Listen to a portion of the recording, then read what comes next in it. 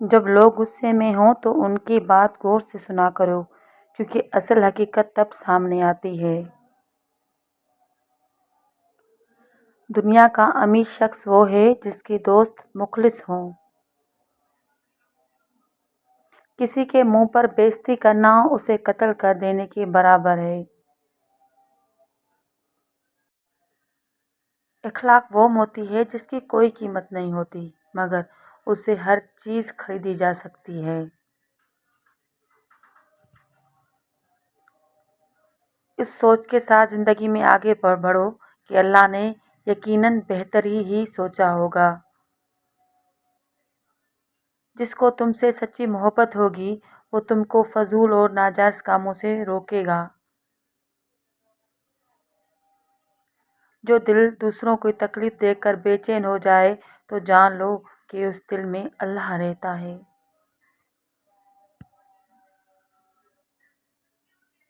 تنہا انسان کو کبھی تنہا نہ سمجھنا، کیونکہ جو تنہا ہوتا ہے اس کی سب سے قریب اللہ ہوتا ہے۔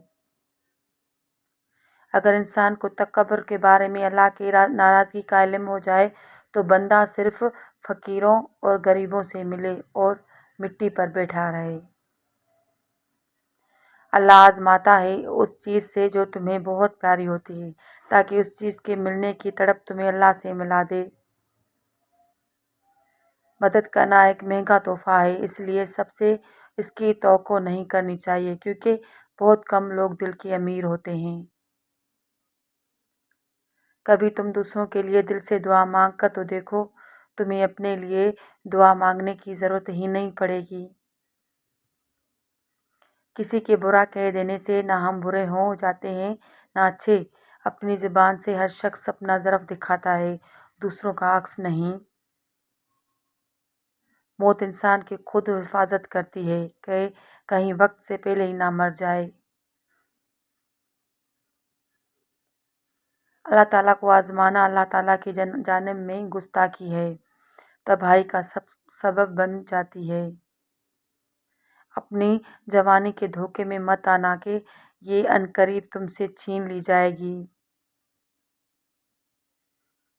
اپنی زبان کی تیزی اس مت پر مت چلاؤ جس نے تمہیں بولنا سکھایا ہے۔ علم تمہیں راہ دکھاتا ہے اور عمل تمہیں مقصد تک پہنچا دیتا ہے۔